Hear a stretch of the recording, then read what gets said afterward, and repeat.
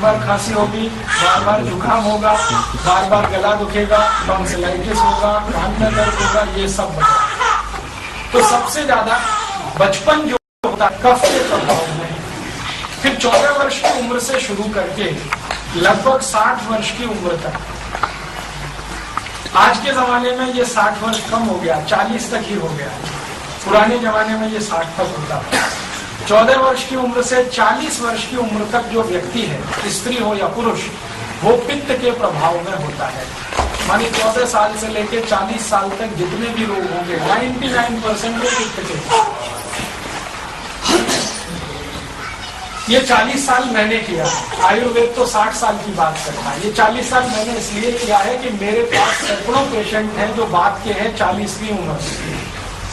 40 की उम्र में ही उनको घुटने के दर्द, कमर के दर्द, कंधे के दर्द सब शुरू। मॉडर्न एज है, आधुनिक जमाना है, इसलिए इसमें बात सबसे बिगड़ा हुआ है। तो 40 की उम्र से हम शुरू करें और जीवन के आखिरी दिन तक सबसे ज्यादा बात का असर होगा। माने 40 के बाद के जो रोग शुरू होंगे आपके जीवन में, उम्र के आखिरी दिन तक, तो आपको सबसे ज्यादा तो बात के रोग होंगे 40 प्लस, पित्त के होंगे 14 प्लस, 14 प्लस, और कफ के होंगे 1 प्लस या 0 प्लस, जो भी। इतनी मोटी बात के बाद अब हम पढ़ते हैं अष्टांग हृदय के सूत्र पर। यह भूमिका मुझे बनाना इसलिए जरूरी था कि मोटी जानकारी हमें रहे। अष्टांग हृदय में भागवत जी कहते हैं कि जिंदगी भर वात, पित्त, कफ को संतुलित रखना ही सबसे बड़ी कला है और कौशल है। सारी जिंदगी आपको एक ही काम करना है, प्रयास पूर्वक, कि हमारा वात, हमारा पित्त, हमारा कफ हमेशा सुरक्षित रहे, नियमित रहे, संतुलित रहे। जितना चाहिए उतना वात रहे, जितना चाहिए उतना पित्त रहे, जितना चाहिए उतना। तो जितना चाहिए उतना वात, पित्त, कफ हमारा रहे। तो इसके लिए क्या करना है, वो 7000 सूत्र है। उसमें से पहला सूत्र बहुत छोटा सा सूत्र है, आप लिख लीजिए, फिर मैं आपको समझाऊंगा कि इस सूत्र का मतलब क्या है और इसका असर कितना होगा। वात, पित्त, कफ को जीवन भर संतुलित रखना है तो उसका पहला सूत्र है, कभी भी खाना खाने के तुरंत बाद पानी नहीं पीना। पहला सूत्र है, कभी भी खाना खाने के तुरंत बाद पानी नहीं पीना। इतना सही सूत्र। कभी भी जीवन में खाना खाने के बाद तुरंत पानी नहीं पीना। लिख लिया आपने? चलिए अब इसको समझते हैं। क्या कहा ये भागवत जी ने? खाने के बाद पानी नहीं, तुरंत पानी नहीं। अब आप इसको उल्टा करके देखिए कि हम तो रोज यही करते हैं। मैंने 100 में से 99 लोगों को देखा है कि वो पानी लिए बिना खाना नहीं खाते। पानी पहले होता है, खाना बाद में होता है। बहुत सारे लोग तो खाने से ज्यादा पानी पीते हैं। 2-4 रोटी के टुकड़े खाए, फिर पानी फिर खाए। ऐसी स्थिति, ऐसी अवस्था में भागवत जी बिल्कुल ऐसी बात कह रहे हैं कि पानी ही नहीं पीना खाने के तुरंत। कारण क्या है, बात क्या है, क्यों नहीं पीना है, ये जानना बहुत जरूरी है।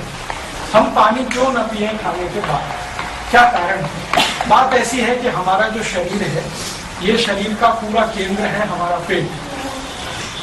ये पूरा शरीर चलता है पेट की ताकत से, और पेट चलता है भोजन की ताकत से।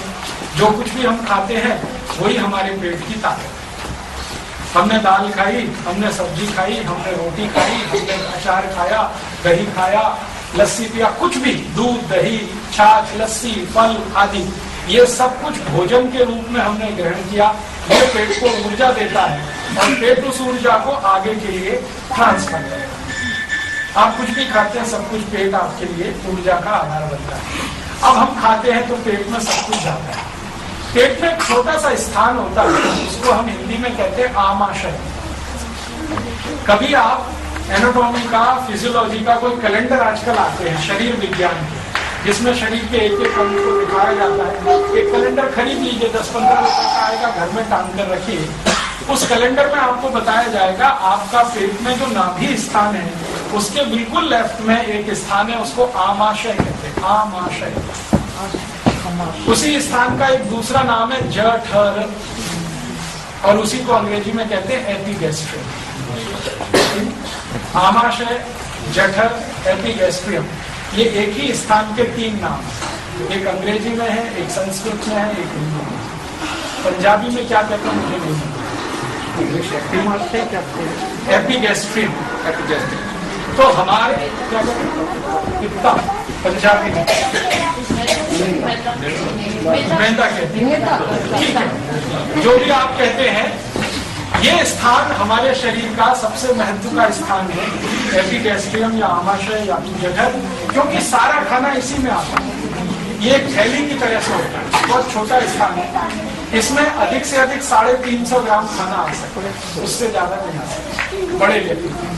तो हम कुछ भी खाते हैं, सब कुछ ये आमाशय में आ जाता है।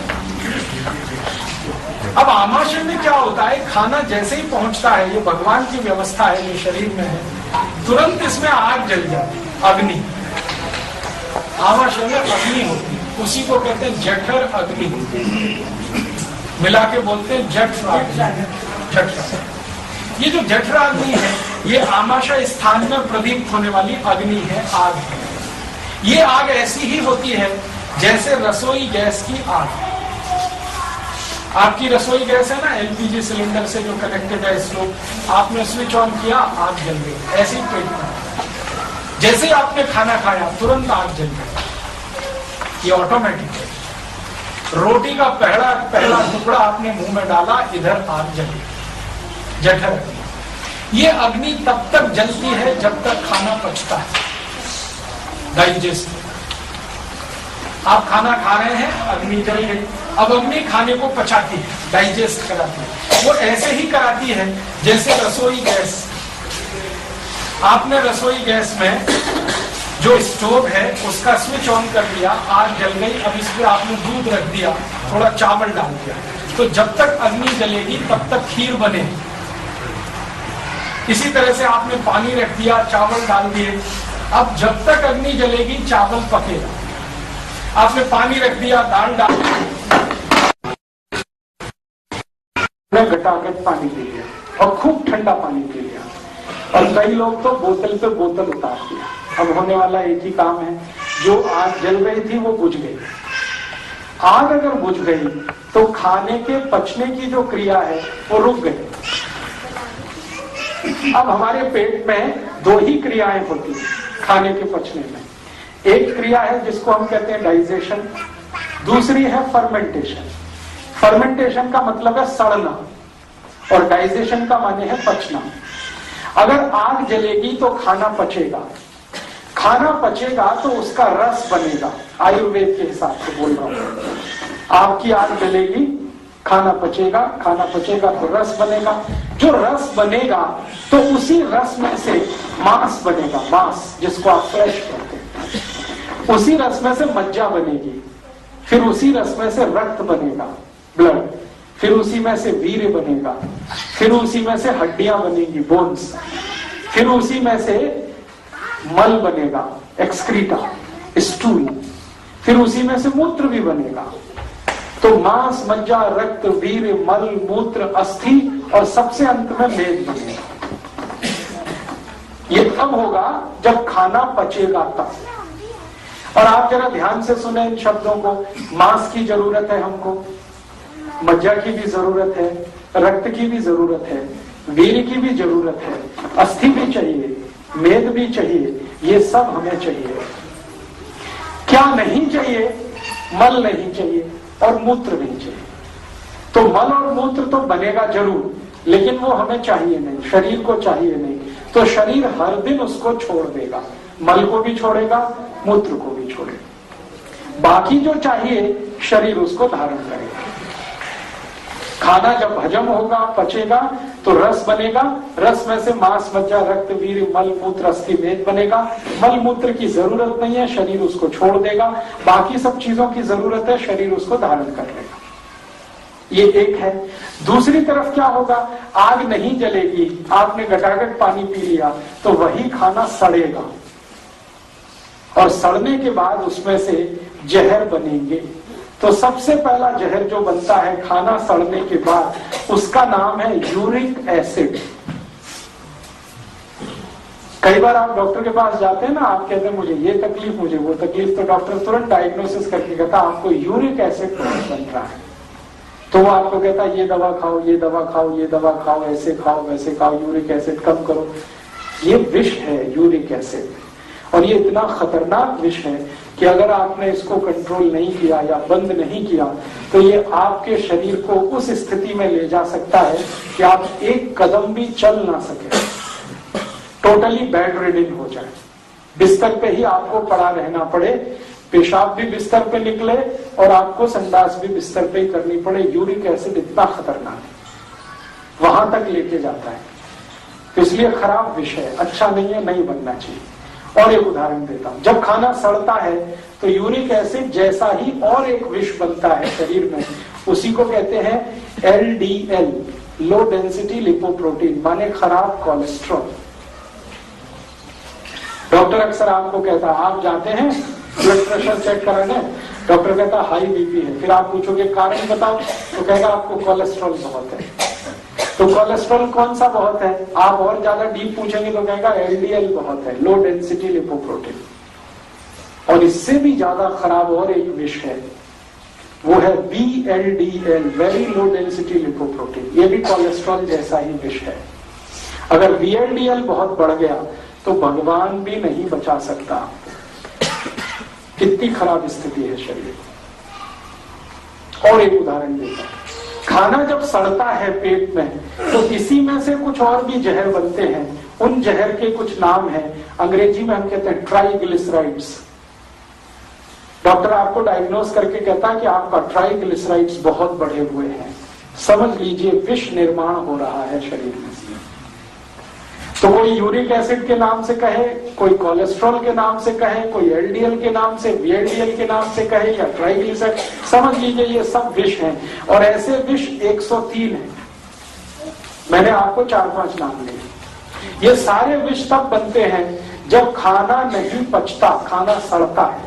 मतलब समझ लीजिए किसी का कोलेस्ट्रॉल बढ़ा हुआ है तो एक ही मिनट में ध्यान आना चाहिए खाना पच नहीं रहा है। कोई कहता है मेरा ट्राइग्लिसराइड्स बहुत बढ़े हुए हैं, तो एक ही मिनट में डायग्नोस कर लीजिए आपके खाना पच नहीं रहा है। कोई कहता है यूरिक एसिड बढ़ा हुआ, तो एक ही मिनट आपको लगना चाहिए ये समझने में खाना पच नहीं रहा, क्योंकि खाने के पचने पर इनमें से कुछ नहीं बनता। खाने के पचने पर बनता है मांस, मज्जा, रक्त, धीरे, मल, मूत्र, अस्थि, मेद, ये सब पचने पे बनता है। नहीं पचने पर क्या बनता है, uric acid, triglyceride, cholesterol, LDL, VLDL, ये सब बनते हैं। और यही आपको रोगों का कारण बना देते हैं, माने आपके शरीर को रोगों का घर बना देते हैं। तो हमें ध्यान किस बात पर देना है, जिंदगी में सबसे ज्यादा ध्यान ये देना है कि जो हम खा रहे हैं वो पूरा ठीक से पचना चाहिए। और खाना ठीक से पचना चाहिए, इसके लिए पेट में आग जलनी ही चाहिए, क्योंकि बिना आग के खाना पकता नहीं है और पचता भी नहीं। रसोई में आग नहीं है, आप कुछ नहीं बना सकते। पेट में आग नहीं है, कुछ नहीं पचा सकते। तो महत्व की बात है खाना खाना नहीं, महत्व की बात है खाने को पचाना। आपने क्या खाया, कितना खाया, ये इमैटीरियल है। कोई कहता मैंने 100 ग्राम खाया, कोई 200 ग्राम, कोई 500 ग्राम, ये इमैटीरियल है। पचाया कितना उसमें से, वो मटीरियल है, वो महत्व का है। आपने 100 ग्राम खाया और 100 ग्राम पचाया, बहुत अच्छा है। और 200 ग्राम खाया और सिर्फ 100 ग्राम पचाया, बहुत बेकार है। आपका रिपोर्ट कार्ड बहुत खराब है। 500 ग्राम खाया और उसमें से 200 ग्राम भी पचा नहीं सके तो बहुत खराब है। अगर 100 ग्राम खाके 200 ग्राम खाके पूरा पचा लिया तो बहुत अच्छा आपका रिपोर्ट कार्ड है। तो हमें ध्यान ये रखना है कि खाना खाना महत्व का नहीं, खाने को पचाना। और खाने को पचाने के लिए महत्व की चीज है अग्नि। तो अग्नि जलेगी तो खाना पचेगा। इसका मतलब खाना खाते ही पानी नहीं पिएंगे तभी अग्नि जलेगी, तभी खाना पचेगा, तभी उसमें से मांस, मज्जा, रक्त, वीर्य, मलमूत्र बनेगा। तो ये सूत्र दिया गया, खाना खाते ही तुरंत पानी नहीं पीना। कितनी देर तक? हाँ, बहुत अच्छा सवाल है। यही सवाल आना ही चाहिए आपके मन में कि ठीक है, बात तो अभी समझ में आ गई कि खाने के तुरंत बाद तो पानी नहीं पीना, लेकिन कितनी देर तक। अब ये जो देर वाला किस्सा है इसको समझ लें। हम जब खाना खाते हैं उसके पचने की 3 अवस्थाएं हैं। पहली अवस्था यह है कि जो कुछ आपने ठोस खाया और द्रव खाया, ये दोनों एक दूसरे में मिक्स होता है, सॉलिड और लिक्विड। अब सॉलिड और लिक्विड एक दूसरे में मिक्स होता है तो खिचड़ी बनता है, उसको पेस्ट कहते हैं अंग्रेजी में, हिंदी में कहें तो खिचड़ी। तो आपके शरीर में खाया हुआ सॉलिड और लिक्विड दोनों एक दूसरे में मिक्स होता है, पेस्ट बनता है। ये पेस्ट बनने की अवस्था 1 घंटे 30 मिनट तक रहती है शरीर में, और 1 घंटे 30 मिनट तक ही अग्नि भी जलती है पेट में।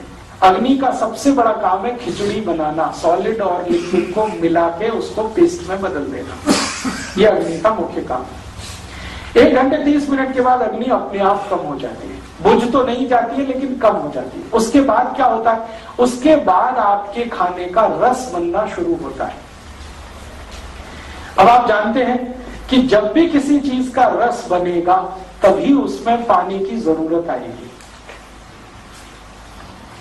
आपको अगर मैं ये कहूं कि आम का रस बनाइए, तो आम का छिलका उतारेंगे, फिर उसका पल्प निकालेंगे, गूदा निकालेंगे, फिर पानी मिलाएंगे, तभी रस तैयार होगा। वो पानी चाहे दूध के रूप में मिलाए या सीधे पानी मिलाए। चीकू का मैं कहूंगा आपको रस निकालिए, तो आप वही करेंगे, पल्प निकालेंगे, फिर पानी मिलाएंगे। जब भी रस निर्माण होता है बिना पानी के नहीं होता, तो पेट में भी रस का निर्माण बिना पानी के नहीं होने वाला। तो जब 1.5 घंटे के बाद ही रस बनना है, तो आप खाना खाने के 1.5 घंटे के बाद ही पानी पीना।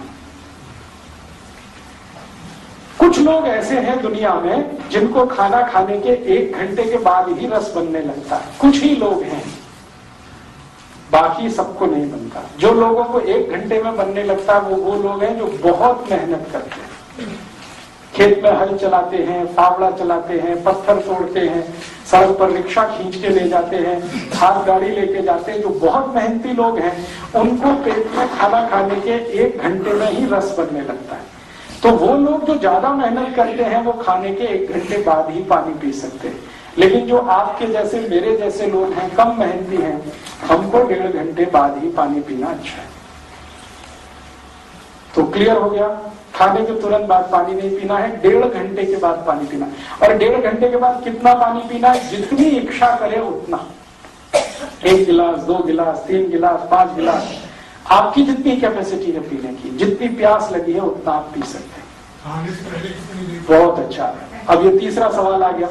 तीसरा सवाल ये आ गया कि खाने के पहले पी सकते हैं क्या? खाने के बाद का तो समझ में आ गया 1.5 घंटे में। खाने के पहले वाली बात समझनी है। खाने के पहले हम पानी पी सकते हैं, जितना चाहे उतना पी सकते हैं, लेकिन समय का उसमें ध्यान रखना है। खाना खाने से 48 मिनट पहले, 48 मिनट्स, 48 मिनट पहले। आप बोलेंगे ये 48 मिनट का क्या कैलकुलेशन है, 1 घंटा क्यों नहीं कहा मैंने, 48 मिनट क्यों कहा, 50 मिनट भी कह सकता था। बात ऐसी है कि जब आप पानी पीना शुरू करते हैं तो पानी मुंह में जाता है और बाद में सभी अंगों में जाता है, मांस में भी जाता है, मज्जा में भी, सब जगह जाता है, रक्त में भी जाता है। और अंत में पानी जो सरप्लस होता है, माने जरूरत से ज्यादा होता है शरीर को, वो मूत्र पिंड में आके इकट्ठा हो जाता है। बाद में आप यू मूत्र के साथ उसको बाहर निकाल देते हैं। तो मुंह में पानी शुरू किया, मूत्र पिंड तक आने में उसको 48 मिनट ही लगता है। तो आयुर्वेद में ये कहा गया कि जब ये 48 मिनट पूरा हो जाए और वो मूत्र पिंड में स्थिर हो जाए तो पेट तो खाली हो गया ना, तभी खाना खाना। माना खाने के पहले 48 मिनट में आप पानी पी सकते हैं, जितना चाहे उतना पी सकते हैं, 1 गिलास, 2 गिलास, 3 गिलास, क्वांटिटी आपकी कैपेसिटी के ऊपर है। तो खाने के पहले पानी पीना है तो 48 मिनट में, खाने के बाद पीना है तो 1.5 घंटे में। अब आखिरी प्रश्न आएगा खाने के बीच में। बीच में पीने के लिए कहा गया है कि कोई मजबूरी है, कोई इमरजेंसी है तो पी सकते हैं 1 या 2 घूंट। वो इमरजेंसी मजबूरी क्या हो सकती है, मान लो खाना खाते खाते गले में फंस गया, अब मजबूरी आ गई, तो आप पानी पी सकते हैं 1 सिप या 2 सिप, ठीक है। और एक मजबूरी आ सकती है, खाना खाते खाते खांसी आ गई तो फिर समस्या आ गई, तो भी आप 1-2 सिप पी सकते हैं। और एक तीसरी ऐसी ही एक मजबूरी है, वो मजबूरी आयुर्वेद में ये कही गई है कि जब आप 2 अन्न का खाना खाएं तो बीच में जरूर पानी पीना है। 2 अन्न का खाना मतलब रोटी खा रहे हैं गेहूं की, और चावल भी खाना है आपको। चावल एक अन्न है, गेहूं दूसरा अन्न है। मक्के की रोटी खा रहे हैं और उसके साथ चावल खा रहे हैं, मक्की एक अन्न है, चावल दूसरा अन्न है। बाजरी की रोटी खा रहे हैं और चावल खा रहे हैं, बाजरी एक अन्न है, चावल दूसरा अन्न है। ज्वार की रोटी खा रहे हैं तो ज्वार एक अन्न है, चावल दूसरा है। तो जब भी दो अन्न का खाना आप खाते हैं तो एक अन्न खाने के बाद दूसरा खाने से पहले थोड़ा पानी जरूर पीना। अनिवार्य? हाँ, अनिवार्य है। पानी पीना नहीं पिए तो नुकसान कुछ नहीं होगा, लेकिन पिएंगे तो फायदा बहुत होगा। खाने के बाद पानी कैसे पीना, घटाघट पीना? मैं बताऊंगा, एक एक करके बताऊंगा। हम जब पानी पिएंगे तो दो अन्न का खाना जब हम खा रहे हैं, गेहूं खा लिया, रोटी, अब हमको चावल शुरू करना है, तो रोटी खाने के बाद चावल शुरू करने के पहले 1-2 सिप पानी पी लीजिए। क्यों पी लें? आपके पेट में एंजाइम्स जो है ना पचाने के लिए, वो अलग अलग है। गेहूं को पचाने के लिए अलग एंजाइम्स हैं, चावल वाले अलग हैं, मक्की के अलग हैं, बाजरी के अलग हैं, ज्वार के अलग हैं, सभी अन्न को पचाने के लिए एंजाइम्स अलग हैं। तो जब आप रोटी खा रहे थे गेहूं की, तो रोटी वाले एंजाइम सक्रिय हैं, वो एक्टिव है, रोटी को पचाने के लिए सारी व्यवस्था कर रहे हैं। अब अचानक से चावल खाना शुरू किया तो चावल वाले एंजाइम्स को सक्रिय करना पड़ेगा और रोटी वाले को थोड़ा सा डाउन करना पड़ेगा, तो वो पानी से ही होता है। इसलिए 1-2 घूंट पानी पी लीजिए तो फिर चावल वाले एंजाइम सक्रिय हो जाएंगे चावल खाने के समय। ऐसे ही चावल के बाद और कोई तीसरा अन्न खा रहे हैं तो फिर बीच में थोड़ा सा पानी पी लीजिए। ये पानी बीच में जो पीना है वो 1-2 सिप से ज्यादा नहीं है। कई बार मिक्स करके खाते रहते हैं, एक तो मजबूत है। इस पर मैं उत्तर दूंगा, लेकिन थोड़ी देर के बाद। अभी हम जो बात कर रहे हैं वहां तक सीमित है कि हमको बीच में पानी पीना है क्या। तो बीच में पानी पीने के लिए 3 कंडीशन मैंने बताई। या तो गले में खाना फंस गया तो मजबूरी है, या तो खांसी आ गई मजबूरी है। लेकिन पॉजिटिवली जो बिना मजबूरी का काम है वो ये कि एक अन्न खाने के बाद दूसरा शुरू होने से पहले 2-3 सिप पानी पी लीजिए, उसके बाद दूसरा अन्न शुरू करें। अब आखिरी बात जो इस एक नियम से जुड़ी हुई है वो ये कि ठीक है, हमको समझ में आ गया खाने के 1.5 घंटे बाद पानी पिएंगे, लेकिन खाने के तुरंत बाद कुछ और पी सकते हैं क्या, पानी को छोड़कर? तो उसके लिए आयुर्वेद में कहा गया कि आप खाने के तुरंत बाद अगर पीना चाहें तो जूस पी सकते हैं, फल का रस, कोई भी फल का रस पी सकते हैं। दूसरा कहा गया कि खाने के तुरंत बाद आप चाहें तो लस्सी पी सकते हैं। और तीसरा कहा गया कि खाने के तुरंत बाद आप चाहें तो दूध पी सकते हैं। तुरंत, हाँ, उसका भी टाइम बताने जा रहा हूं। तुरंत खाने के बाद अगर पीना चाहते हैं तो एक तो जूस पी सकते हैं, दूसरी लस्सी पी सकते हैं, तीसरा दूध पी सकते हैं। अब बहुत अच्छा सवाल पीछे से आ गया, इसका भी कोई टाइम है? हाँ है। आयुर्वेद में बिना टाइम के कुछ नहीं, हर चीज के खाने का टाइम। मूंगफली का दाना कब खाना चाहिए, चना कब खाना चाहिए, गुड़ कब खाना, इसके भी टाइम फिक्स है। मूंग की दाल किन दिनों में खानी चाहिए, कब नहीं खानी चाहिए, उसके भी टाइम फिक्स है। अरहर की दाल, तुअर की दाल कब खानी चाहिए, माँ की दाल, हर एक चीज का टाइम फिक्स है। इसी के साथ 1000 सूत्र है। लेकिन आप घबराइए मत, इतने ज्यादा नहीं बताऊंगा, नहीं तो कंफ्यूजन हो जाएगा। मैं आपको सीधे सीधे कुछ 20, 25 या 50 सूत्र ही बताने वाला हूँ। पानी के बारे में एक सवाल रहेगा जी, पीना। इसमें जो ध्यान रखने की बात है वो ये कि जब भी जूस पीना है खाने के तुरंत बाद, वो सवेरे ही पी सकते हैं, नाश्ते के बाद, ब्रेकफास्ट के बाद। जब भी जूस पीना हो तो सवेरे ही पी सकते हैं। आप पूछेंगे क्यों? बात सीधी सी ये है कि फल को या जूस को पचाने वाले जो एंजाइम्स हैं हमारे पेट में, वो सवेरे ही सबसे ज्यादा होते हैं। तो सुबह के समय अगर आप जूस पी रहे हैं या फल खा रहे हैं तो जूस का एक एक बूंद आपके शरीर में डाइजेस्ट हो जाएगा, और वही जूस रात को पिएंगे तो वो सब फ्लश आउट होगा यूरिन के साथ, तो उसका कुछ भी उपयोग नहीं आएगा। तो सुबह सुबह जूस पीना सबसे अच्छा है, हर एक बूंद उसकी पचे हमारे शरीर को। दोपहर के समय लस्सी पीना ही सबसे अच्छा है, क्योंकि दोपहर के समय हमारे पेट में जो एंजाइम्स होते हैं वो दही को और लस्सी को डाइजेस्ट कराने वाले हैं दोपहर को। तो दही या दही की कोई भी चीज खाना दोपहर को ही सबसे अच्छा। सर अगर सुबह खाए तो नुकसान तो नहीं? नुकसान थोड़ा हो सकता है। कब होगा? जब आपकी उम्र 40-45 क्रॉस कर जाएगी।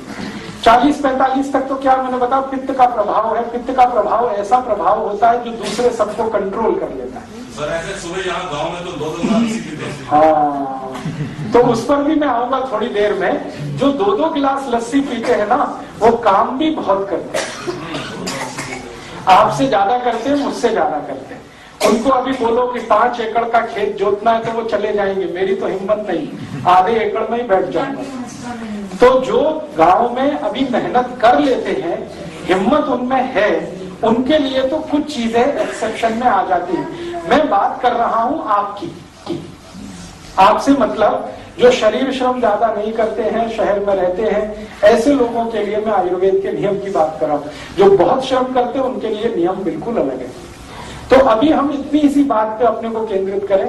दूध पिएंगे रात को, लस्सी पिएंगे दोपहर को, जूस पिएंगे सवेरे। दूध का सबसे अच्छा समय है सूर्यास्त के बाद। जब तक सूरज रहता है दूध को पचाने वाले एंजाइम्स पेट में नहीं आते। जैसे ही सूरज डूब जाता है दूध को पचाने वाले एंजाइम्स पेट में जबरदस्त होते हैं। हाँ, तो अब माताओं को ये परिवर्तन लाना पड़ेगा और आपको अपने बच्चों को सवेरे जूस पिला के स्कूल भेजना पड़ेगा।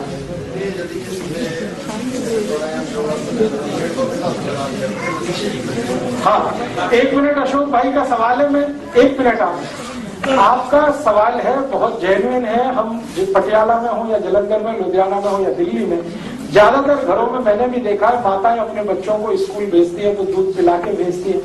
ये जितनी माताएं अपने बच्चों को स्कूल भेज रही हैं दूध पिलाकर, इन सबसे मेरी प्रार्थना है कि उनको जूस पिलाकर भेजें। बच्चे ठीक ही कहते हैं, सुबह नहीं पीना चाहते। हाँ, इसलिए नहीं कि उनके शरीर में इच्छा नहीं होगी, क्योंकि एंजाइम्स नहीं है, आप जबरदस्ती पिलाते हैं।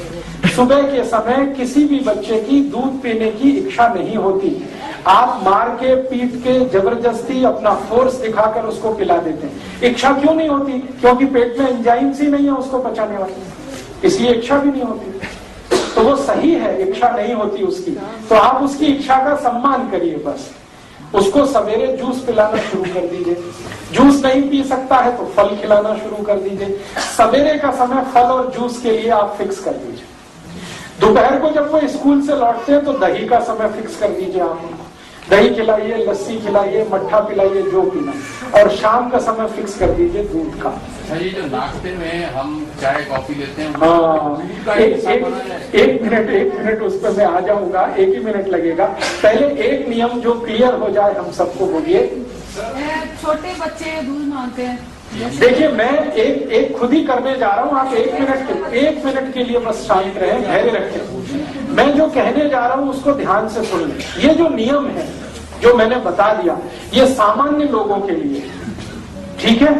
अब इसमें कुछ एक्सेप्शंस है। मैंने आपसे कहा ना हर नियम में कुछ एक्सेप्शन होता है। इसमें पहला एक्सेप्शन ये है कि जो बच्चे माँ के दूध पर निर्भर हैं, लगभग 2 से 2.5 साल की उम्र तक, कई बच्चे 3 साल की उम्र तक माँ के दूध पर निर्भर, उनके ऊपर ये नियम लागू नहीं होता।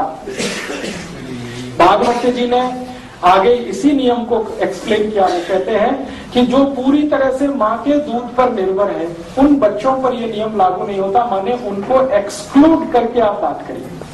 माँ के दूध पर निर्भर बच्चों को तो जब भूख लगेगी उनको दूध पीना है, क्योंकि उनके शरीर में 3 साल तक तो दूध वाले ही एंजाइम्स हैं। दही वाले एंजाइम्स तो 3 साल के बाद बनना शुरू होते हैं उनके शरीर।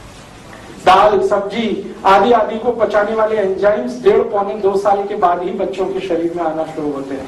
उसके पहले तो सिर्फ दूध और दूध के ही एंजाइम्स हैं उनको पचाने के लिए।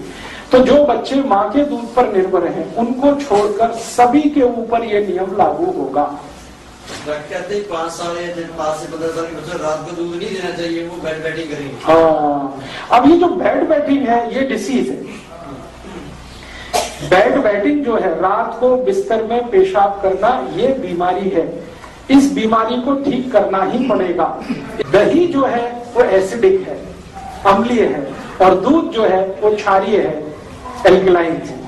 तो जो क्षारीय चीजें हैं, इसको और दूसरे तरीके से मैं समझाने की कोशिश करें। जितनी क्षारीय चीजें हैं वो सब आप सूरज डूबने के बाद खाइए, तो शरीर को बहुत काम करती है।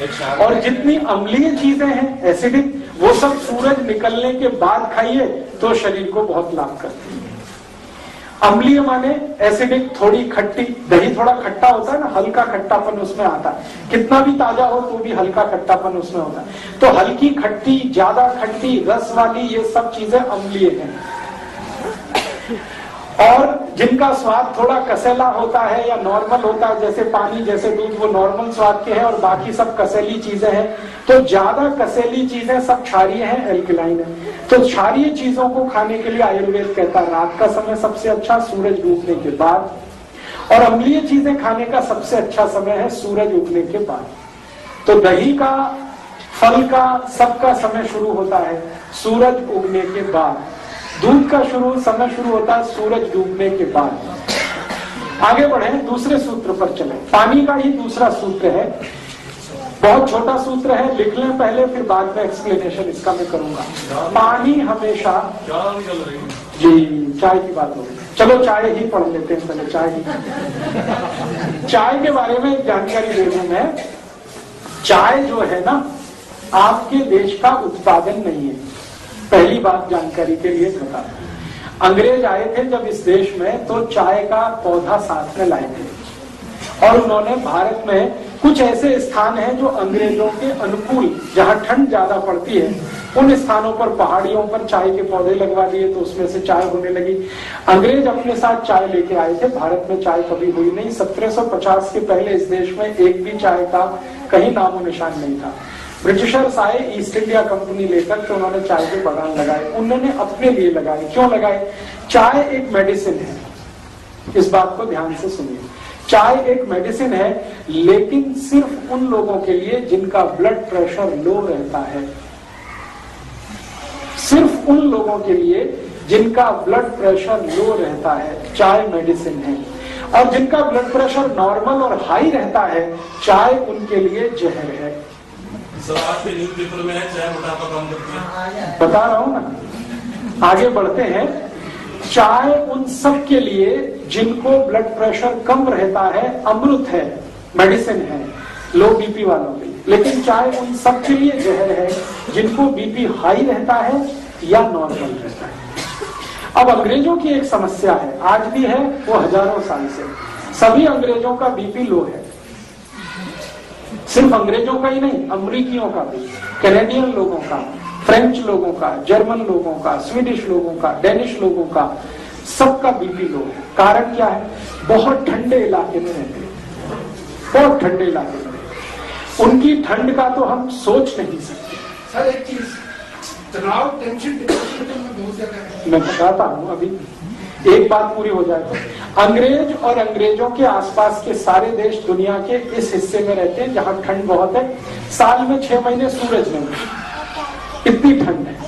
और आप अगर उनके यहाँ टेम्परेचर रेंज देखेंगे तो -40 उनकी लोएस्ट रेंज है, -40। ऋणात्मक रूप से शून्य से भी नीचे 40 डिग्री, शून्य से भी नीचे 30 degree, 20 degree, 22 degree, 25 degree, 15 degree, ये टेम्परेचर उनके यहाँ 6 महीने रहता है। सूरज निकलता नहीं, 6 महीने धुंध ही धुंध रहती है आसमान में।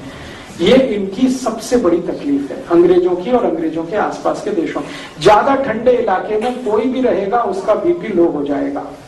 आप भी करके देख लें, मैंने किया एक बार मैंने ये एक्सपेरिमेंट अपने ऊपर किया।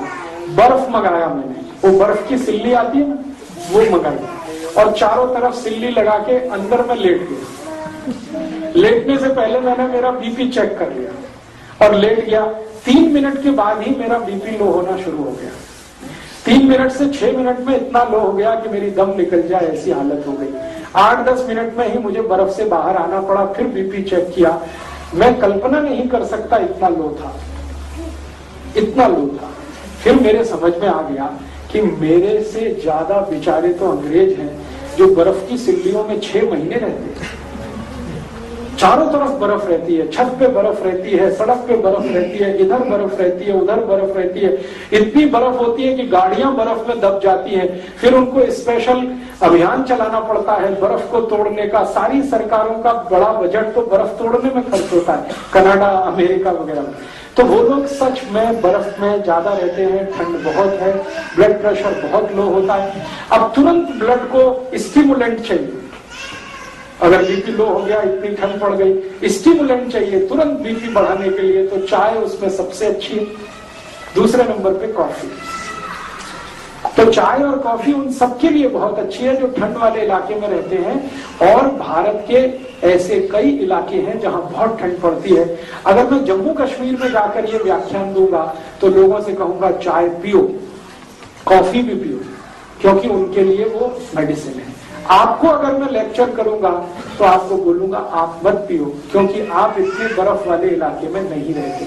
आपके यहाँ थोड़ी ठंडी है, वो भी साल में 10-15 दिन की है। वो 10-15 दिन तब होते हैं जब कोहरा बहुत पड़ता है, हाथ पैर आपके गलने लगते हैं, टेम्परेचर -0 या 0 के नीचे आ जाता, तब आपके यहाँ शायद 2-4 दिन 5 दिन ऐसे आते हैं कि आप चाय P low, coffee P low, क्योंकि उस समय बीपी बहुत लो है। लेकिन पूरे साल चाय पीना और every time is T time, ये सबसे खतरनाक है। सुबह उठते ही चाय पीना, कई लोग तो कहते हैं चाय नहीं पिएंगे तब तो पॉटी भी नहीं कर सकते, ये तो बहुत खतरनाक है, ये तो बहुत खतरनाक है। इसलिए उठते ही चाय पीने का अगर आपकी आदत है तो इसको बदलिए, नहीं तो क्या होगा मैं आपको बताता हूँ। अगर लो बीपी आपको नहीं है और ब्लड प्रेशर नॉर्मल है, चाय पीना आप जारी रखते हैं, धीरे धीरे हाई होना शुरू होगा, और वो हाई होते होते फिर आपको गोलियों तक लेके जाएगा। फिर डॉक्टर कहेगा बीपी लो करने के लिए गोलियां खाओ, और जिंदगी भर चाय भी पियो, जिंदगी भर गोलियां भी खाओ। तो डॉक्टर ये नहीं कहेगा कि चाय छोड़ दो, वो कहेगा गोलियां खाओ, क्योंकि गोलियां बिकेंगी तो उसको भी कमीशन मिलने वाला है। तो आप या तो डिसाइड कर लो कि जिंदगी भर ब्लड प्रेशर की गोलियां खा के जिंदा रहना है तो चाय पीते रहिए, और अगर जो नहीं खानी है तो चाय पहले छोड़िए। दूसरी एक जानकारी और दूं कि आपका पेट बहुत अम्लीय होता है, आप जानते हैं, क्योंकि हम गर्म देश में रहने वाले लोगों का जो पेट है वो नॉर्मल एसिडिटी से थोड़ा ऊपर रहता है। ठंड वाले लोगों का नॉर्मल एसिडिटी से भी बहुत नीचे रहता है, माने उनका जो ब्लड है उसकी एसिडिटी अगर हम नापें यूरोप और अमेरिका के लोगों की और हमारे ब्लड की एसिडिटी नापें, दोनों में अंतर है। अगर हम पीएच स्केल को जानते हैं तो हमारा ब्लड जो है ना वो 7.5 के आसपास, 7.4, 7.3, कभी कभी 7.2, कभी 6.8 तक चला जाता है एसिडिटी में। लेकिन यूरोप और अमेरिका में तो +8 और 8 के आगे रहता है। तो उनका ब्लड जो है ना थोड़ा सा एल्कलाइन है यूरोपियन लोगों का, और चाय एसिडिक है। तो एल्कलाइन ब्लड को थोड़ा एसिडिक करने में चाय उनको मदद करती है, इसलिए उनके लिए वो मेडिसिन है। हमारा ब्लड पहले से ही थोड़ा एसिडिक है और पेट भी हमारा एसिडिक है, और हम चाय पी के और ज्यादा एसिडिक उसको बनाते हैं, और ज्यादा अम्लीय बनाते हैं, तो जीवन का सर्वनाश करते हैं। इसलिए चाय आपके लिए नहीं है। और मैं एक आखिरी जानकारी आपको दे दूं, भगवान ने जो चीजें आपके नजदीक में पैदा की हैं वही आपके खाने पीने के लिए अच्छी हैं। जो चीजें आपसे हजारों मील दूर पैदा होती हैं वो आपके लिए अच्छी नहीं। आपको खाने पीने को जितना लगता है वो सब 20 किलोमीटर के दायरे में होता है। आप पटियाला को केंद्र बनाकर 20 किलोमीटर का एक सर्कमफ्रेंस बना दीजिए, आपकी जरूरत की हर चीज वहां होती है, वो आपके लिए सबसे अच्छी है। और हजारों मील दूर नीलगिरी की पहाड़ियों में जो चाय होती है या कर्नाटक के कुर्ग एरिया में जो कॉफी होती है वो आपके लिए मुफीद नहीं है, अनुकूल नहीं, क्योंकि हर वस्तु आबो हवा के हिसाब से होती है। जहां जिसकी जरूरत है वहीं वो चीज होती है। कुर्ग एरिया में कॉफी की बहुत जरूरत है क्योंकि लो बीपी है, तो वहां कॉफी होती है। पटियाला और आसपास में कॉफी का कितना भी प्लांटेशन करेंगे होगी नहीं, क्योंकि कॉफी की हमें जरूरत नहीं है। ये तो गड़बड़ी क्या हो गई कि ट्रांसपोर्टेशन के साधन इतने हो गए तो दुनिया में जहां भी जो कुछ होता है हम उसे हासिल कर लेते हैं, लेकिन वो शरीर के अनुकूल नहीं। अब एक और छोटी सी बात कि हमारे आसपास के जानवरों और पक्षियों को जरा ऑब्जर्व करें, वो चाय पीते हैं क्या? मैंने बहुत पिला के देखा है, नहीं पीते। कोई पक्षी चाय नहीं पीता, कोई पक्षी कॉफी नहीं पीता, मेरे घर का पालतू कुत्ता भी नहीं पीता, वो भी मुंह इधर उधर कर देता है। चाय रख दो इधर उधर करेगा, दूध रख दो फट से पी जाएगा, फट 1 मिनट नहीं लगता। बिल्ली को पिला के देखा, कुत्ते को पिला के देखा, वो भी नहीं पीते, उनको भी इतना सेंस है। हम तो इतने सेंसलेस हो गए, अपने को समझते तो बहुत होशियार हैं कि हम बहुत इंटेलिजेंट, प्रॉब्लम हमारी इंटेलिजेंसी की नहीं है, सेंसलेस हो गए। तो आप थोड़े सेंस में वापस आइए, चाय कॉफी छोड़िए। फिर आप बोलेंगे कैसे छूटेगा? स्वामी जी का एक सूत्र बताता हूँ चाय छोड़ने का। स्वामी जी कहते हैं चाय पीकर जो नुकसान आपने किया है उसकी भरपाई भी हो जाएगी और चाय भी छूट जाएगी। चाय पीकर आपने किया आपके ब्लड को एसिडिक बना लिया, अम्लीय बना लिया, अब इसको वापस आपको क्षारीय बनाना पड़ेगा। तो सबसे अच्छी चीज है अर्जुन छाल का पाउडर, उसका काढ़ा बना के पीजिए, चाय जिनको छोड़ दी है। घर आने वाले को सत्कार कैसे करें? वो बोलेगा क्या छाल का पाउडर दे रहे हो? बहुत अच्छा। शुरुआत तो हमें करते हैं चाय की। आप जो चाय छोड़ना चाहते हैं और जिन्होंने चाय पीकर नुकसान कर लिया अपने शरीर का, वो नुकसान फिर ठीक करना चाहते हैं, उसके लिए सबसे अच्छी आयुर्वेदिक दवा है अर्जुन छाल। आप जानते हैं अर्जुन छाल कहीं भी मिलती है, 35-40 रुपए किलो की है, बहुत सस्ती है। चाय तो 150 रुपए किलो है, ये तो 35-40 रुपए किलो है। स्वामी जी का यहाँ अगर केंद्र होगा, सेवा केंद्र, वहां से ले लीजिए। अर्जुन छाल का पाउडर मिलता है, उसको काढ़ा बनाइए।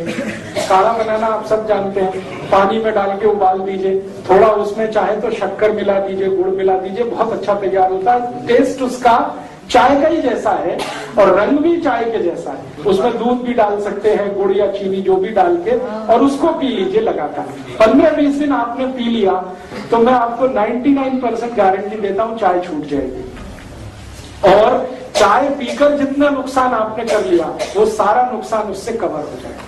आपके ब्लड में एसिडिटी कम कर देगा और आपके ब्लड को एल्कलाइन कर देगा। और मजे की बात यह है कि ब्लड की एसिडिटी बढ़ते ही कोलेस्ट्रॉल, ट्राइग्लिसराइड ये सब बढ़ने लगते हैं, और ब्लड की एसिडिटी घटते ही कोलेस्ट्रॉल और ट्राइग्लिसराइड सब घटने लगते हैं। माने हार्ट अटैक से बचना है तो भी अर्जुन की छाल ही चाहिए आपको। तो चाय का सबसे अच्छा विकल्प है। और एक अच्छा विकल्प है, अर्जुन की छाल बहुत क्षारीय है, एल्कलाइन है। ऐसी कोई भी चीज जो एल्कलाइन है वो आप पीना शुरू कर दीजिए चाय के विकल्प के रूप में। जैसे जीरा है ना, जीरा बहुत एल्कलाइन है, जीरे का काढ़ा बनाइए। जीरे का काढ़ा कैसे बनता है? जीरा पानी में डालिए, उबालिए, थोड़ा गुड़ मिला दीजिए और थोड़ा उसमें पुदीने का पत्ते का चटनी वटनी मिला दीजिए, ये बहुत एल्कलाइन हो जाता है। फिर इसको पी लीजिए चाय की तरह से। ऐसे ही आपके घर में अजवाइन है, अजवाइन बहुत एल्कलाइन है, बहुत क्षारीय है। एल्कलाइन का काढ़ा बना लीजिए, अजवाइन का काढ़ा बना लीजिए गुड़ मिला के, और जीरा भी डाल सकते हैं उसमें। धनिया पत्ता, पुदीना पत्ता दोनों एल्कलाइन है, उनकी चटनी डाल दीजिए, बहुत अच्छा तैयार होगा। तो ऐसे 20 तरह के काढ़े हैं। एक हमारे भारत देश में गायत्री परिवार नाम की बड़ी संस्था है, उनका एक प्रज्ञा पेय आता है, वो भी बहुत एल्कलाइन है, वो चाय का बहुत अच्छा विकल्प है। स्वामी जी ने भी एक विकल्प लाया है, दिव्य पेय, वो सभी एल्कलाइन चीजें हैं उसमें, चुन चुन कर उन्होंने एल्कलाइन चीजें उसमें रखी हैं। वो दिव्य पेय चाय का बहुत अच्छा विकल्प है। तो विकल्प है, अच्छा विकल्प है, तो फिर जहर क्यों खाना? और अगर रिश्तेदार आते हैं, रिलेटिव्स आते हैं, तो उनको आप कहते हैं अतिथि तो देवता है, तो देवताओं को जहर तो नहीं पिला सकते, देवताओं को तो अमृत ही पिला सकते हैं ना, राक्षसों को जहर पिला सकते हैं। तो आप देख लीजिए आपके अतिथि राक्षस है कि देवता है। अगर आप मानते हैं कि वो राक्षस हैं, खूब चाय पिलाइए, खूब कॉफी पिलाइए, जल्दी मार डालिए उनको। और अगर आप मानते हैं कि नहीं वो देवता है, तो बिल्कुल चाय मत दीजिए, बिल्कुल कॉफी मत दीजिए, दिव्य पेय दीजिए, अर्जुन की छाल का पाउडर दीजिए, जिंदा रखिए उनको। ये आप तय करिए, आप मैं छोड़ता हूँ। हम दूसरे सूत्र की तरफ जा रहे थे, फिर से जी हाँ, बहुत अच्छा सवाल। जिनको सुबह जूस पीने से कोल्ड होता है, बस इतना सा छोटा काम करें कि जूस में काला नमक डाल दें। काला नमक आप सबके घर में, तो कभी कोल्ड नहीं होगा। दूसरा, जूस में थोड़ा सा अदरक का रस डाल दें, कभी भी कोल्ड नहीं होगा। और तीसरा और आखिरी, जूस में थोड़ा चूना डाल के पिया, जिंदगी में कभी भी कोल्ड नहीं होगा। मात्रा बहुत थोड़ी सी। काला नमक होगा तो कनक के दाने के बराबर काला नमक, 1 गिलास जूस में। चूने की मात्रा भी कनक के दाने के बराबर 1 गिलास जूस में। और अदरक का रस, अगर 1 गिलास दूध है, सॉरी जूस है, तो 1/4 चम्मच अदरक का रस। तो या तो अदरक का रस मिला लें, नहीं तो काला नमक मिला लें, नहीं तो चूना मिला लें। जिनको जूस पीने से कोल्ड होता है, सर्दी होती है, ये सबके लिए नहीं है, ये सिर्फ उनके लिए। हम थोड़ा आगे बढ़े, दूसरे सूत्र पे बात करें। पानी को हमेशा, ये दूसरा सूत्र है, आप लिख लिया, शायद नहीं लिखा तो फिर रिपीट कराओ। पानी को हमेशा घूट घूट कर पीना, पानी को हमेशा घूट घूट कर पीना, सिप सिप करके पीना, ये है दूसरा सूत्र। कभी भी पानी गटागट नहीं पीना, एक साथ मुंह में लोटा लगा के गटागट गटागट, ये बहुत खराब तरीका पानी पीने का। पानी पीने का तरीका है वैसे ही जैसे गर्म दूध पीते हैं, एक सिप लेते हैं, फिर थोड़ी देर रुकते हैं, फिर दूसरा सिप, फिर रुकना, फिर तीसरा सिप, ऐसे पानी पीना है। आप पूछेंगे क्यों पीना है, समझ लीजिए इस बात को, क्यों पीना है। बात ऐसी है, थोड़ी देर पहले से चर्चा चल रही है, हमारा जो मुंह है ना, ये बहुत बड़ा फैक्ट्री है, बहुत बड़ा प्रोडक्शन यूनिट है। किसका? लार का। लार जिसको अंग्रेजी में आप स्लाइवा कहते हैं, और एक अंग्रेजी में सैलिवा भी कहते हैं, एक ब्रिटिश इंग्लिश है, एक अमेरिकन इंग्लिश है, सैलिवा, स्लाइवा, लार। ये लार का सबसे बड़ा उत्पादन केंद्र है मुंह, और ये 24 घंटे काम करता है, इसकी कोई छुट्टी नहीं है, न संडे है न हॉलीडे है। दिवाली, दशहरा, हमेशा ये प्रोडक्शन यूनिट हमारी चलती रहती है। रात को आप सो जाते हैं तो भी ये फैक्ट्री चलती रहती है, और ये फैक्ट्री इतनी लार बनाती है कि आप सोच नहीं सकते। लीटर में नापेंगे तो 1-2 नहीं, 10 लीटर एक दिन में 24 घंटे। तो ये लार बनाने का काम मुंह में चलता रहता है। जीभ उसमें सबसे ज्यादा मदद करती है, जीभ के साथ कुछ लार ग्रंथियां हैं वो भी काम करती है। आपको सुनकर ताज्जुब होगा, फिजियोलॉजी एनाटॉमी का एक इंफॉर्मेशन आपको दे रहा कि मुंह में 1 लाख लार ग्रंथियां हैं, 1 लाख लार ग्रंथियां हैं मुंह में, और ये रात दिन काम कर रही है तो लार बन रही है। अब ये जो लार बनती है हमारे मुंह में, ये पूरी तरह से क्षारीय है, एल्कलाइन है, पूरी तरह से एल्कलाइन। कभी भी आप इसको मुंह से निकाल के टेस्ट कर सकते हैं लिटमस पेपर से, ये एल्कलाइन है। और पेट में हमेशा अम्ल बनता है, और पेट की फैक्ट्री भी चालू रहती है हमेशा अम्ल बनाने में। एपिगैस्ट्रियम में अम्ल बनता है, उसको हाइड्रोक्लोरिक एसिड भी कहते हैं हम सब। तो पेट में बनता है अम्ल, एसिड, मुंह में बनती है लार, एल्कलाइन। ये लार है एल्कलाइन और अम्ल है एसिडिक, ये दोनों मिक्स हों तो एक दूसरे को न्यूट्रल करते हैं। तो भगवान ने व्यवस्था ऐसी बनाई है कि पेट के अम्ल में मुंह की लार जाकर मिलती रहे ताकि एसिड को न्यूट्रलाइज करे, नॉर्मल रखे, एसिड बढ़ने ना पाए।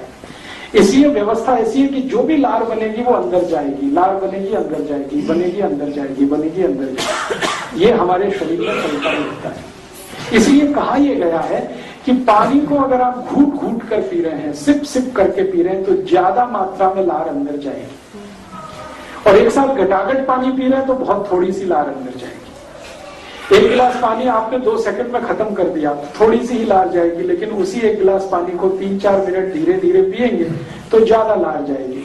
पानी पीने का सबसे अच्छा तरीका बताया गया आयुर्वेद में कि 1 सिप पानी मुंह में भरना, फिर उसको घुमाना चारों तरफ, और घुमा के फिर पूरी लार उसमें मिक्स हो जाए, फिर पीना, फिर 1-2 मिनट वेट करना, 1-2 मिनट में फिर उतनी लार बन जाएगी, फिर पानी को मुंह में लेना, फिर घुमाना, फिर पीना।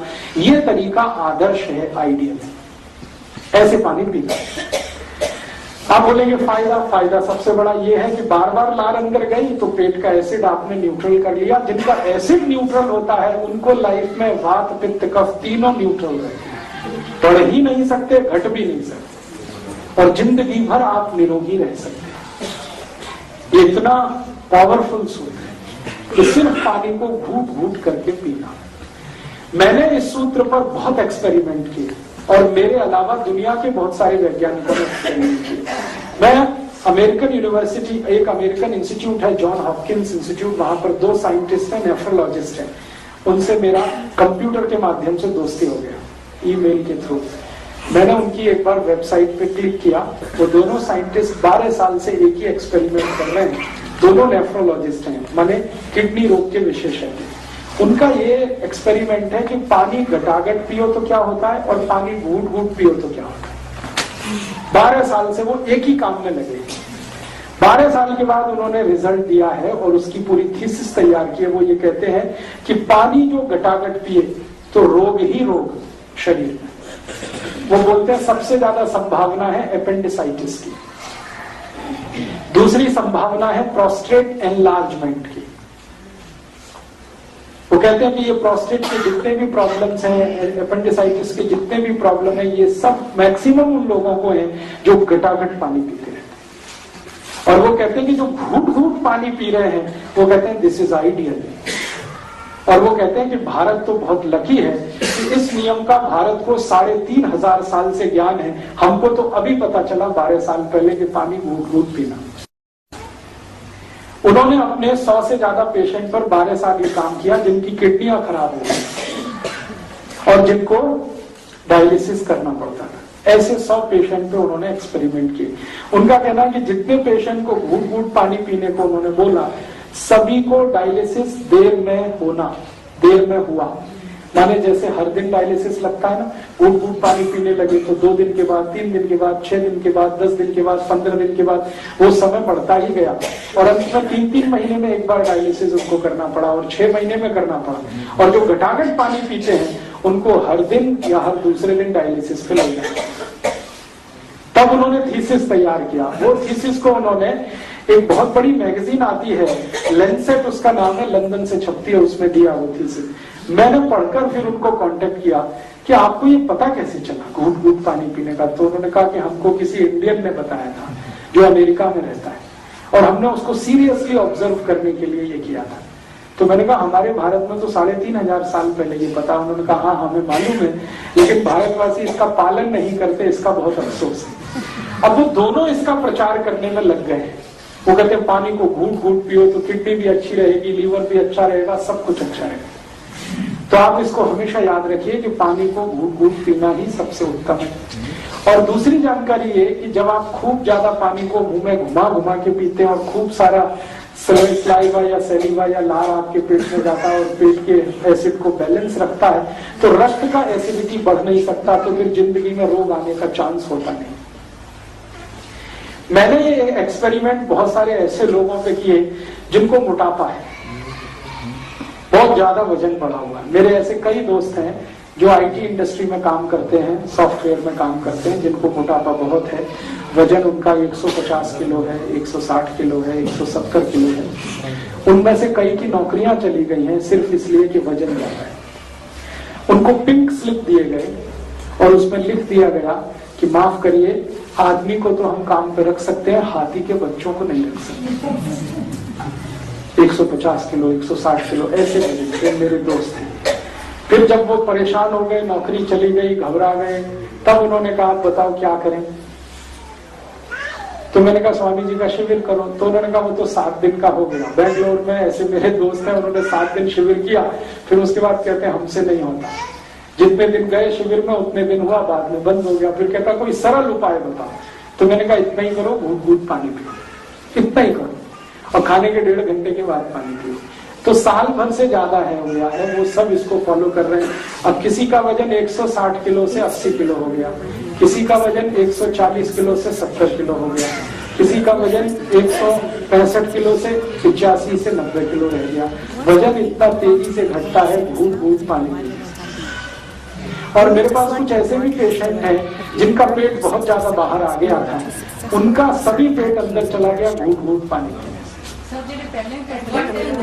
हाँ, बहुत अच्छा सवाल है कि जो पहले से पतले हैं वो और पतले हो जाएंगे। बिल्कुल मत घबराइए, आप जहां हैं वहीं स्थिर हो जाएंगे, उससे ज्यादा पतले नहीं होंगे। लेकिन जो हैवी हैं, मोटे हैं, उनके लिए तो ये इतनी रामबाण औषधि है कि आप घूट घूट पानी पीना शुरू कर दीजिए, साल भर में आपके रिजल्ट आपकी आंखों के सामने। जी हाँ, उनके लिए तो बात दूसरी, उनको कुछ मेडिसिन भी खानी पड़ेगी। लेकिन नॉर्मल लोगों को जिनको थायराइडिज्म नहीं भी है, हाइपरथायराइडिज्म नहीं भी है, फिर भी वेट उनका बढ़ गया है, उन सब के लिए ये रिजल्ट देता है। और मैं आपको एक दूसरी और ऑब्जर्वेशन बताना चाहता हूँ जिसको आप भी ऑब्जर्व करें। मनुष्य को छोड़कर जितने भी पक्षी और पशु हैं, सब घूम घूम कर पानी पीते हैं। किसी चिड़िया को देखो पानी पीते हैं। चिड़िया पानी जब पीती है ना, एक ही बूंद उठाती है पानी, उसकी चोंच को धीरे धीरे चलाती है, फिर पीती है, फिर दूसरा बूंद उठाती है, फिर चोंच चलाती है, फिर तीसरा बूंद उठाती है, फिर चोंच चलाती है। इतना धीरज है उसमें पानी पीने के लिए कि वो आराम से 15-20 मिनट बैठकर एक एक ड्रॉप पानी पीते हैं। कुत्ते को देखो, चाट चाट के पानी पीता है। शेर को देखो, चीते को देखो, भालू को देखो, मैक्सिमम जानवर चाट कर पानी पीते हैं, या चिड़िया एक एक ड्रॉप पानी पीती है। इसलिए कोई भी चिड़िया, कोई भी पक्षी ओवरवेट नहीं, किसी को डायबिटीज नहीं, किसी को अर्थराइटिस नहीं है, कोई कैंसर से नहीं मरता, किसी को अनिद्रा की समस्या नहीं है, इंसोम्निया, रात को नींद सबको आती है, सब 6 बजे सोने चले जाते हैं और सुबह 6 बजे उठ जाते हैं। सारे डिसीज और सारी तकलीफें आदमी को ही है, क्योंकि छोटी छोटी बातें वो नहीं समझता। अब मैं कई बार सोचता हूँ कि चिड़िया को किसने बताया पानी घूट घूट पीना? हमको तो भागवत जी बता के चले गए, चिड़िया को किसने बताया? इसका माने ये है कि बाई बर्थ उनको ये नॉलेज है। इसका माने ये है कि नेचर ने कोई ऐसी व्यवस्था की है, प्रकृति ने ऐसी व्यवस्था की है कि चिड़िया जन्म से ही इस बात को जानती है, या कुत्ता जन्म से ही इस बात को जानता है। उनका कोई गुरु नहीं होता, उनका कोई कॉलेज नहीं होता, उनका कोई स्कूल नहीं होता, फिर भी उनको ये नॉलेज है। इसका माने ये नेचर का नॉलेज है, और नेचर के नॉलेज को वो अच्छी तरह से फॉलो कर रहे हैं, जिनको हम जानवर कह रहे हैं। और जो इंसान है वो नेचर के नॉलेज को कभी भी मानता नहीं है और पहचानता नहीं, और उसको हम होशियार कह रहे हैं, इंटेलिजेंट कह रहे हैं। बार बार हम कहते हैं कि आदमी बहुत होशियार है, क्या मूर्ख आदमी, इतनी सी बात नहीं जानता पानी को घूमती है। तो आप कहेंगे हमको किसी ने नहीं बताया, चिड़िया को किसने बताया? तो हम थोड़ा सा अपने आप को समझने की कोशिश करें। जानवर और पक्षियों की तुलना में हमारा नॉलेज बेस काफी कम है, उनका नॉलेज बेस हमसे थोड़ा ज्यादा है, और वो बराबर उसको पक्के तरीके से फॉलो करते हैं। तो आप इस नियम को कोशिश करें कि आज से फॉलो करें, क्योंकि इसमें नुकसान कुछ भी नहीं, फायदे ही फायदे हैं। और इस नियम को पालन करने में सिर्फ आपकी हैबिट बदलनी है, आपको और कुछ नहीं करना। पानी को जो जैसे घटाघट पी रहे हैं, थोड़ा थोड़ा धीमे धीमे कम कम मात्रा में पीना। फिर आप कहेंगे बहुत समय लगेगा, मैंने वो भी करके देख लिया। पंजाब का जो गिलास होता है ना, वो भारत का सबसे बड़ा गिलास है।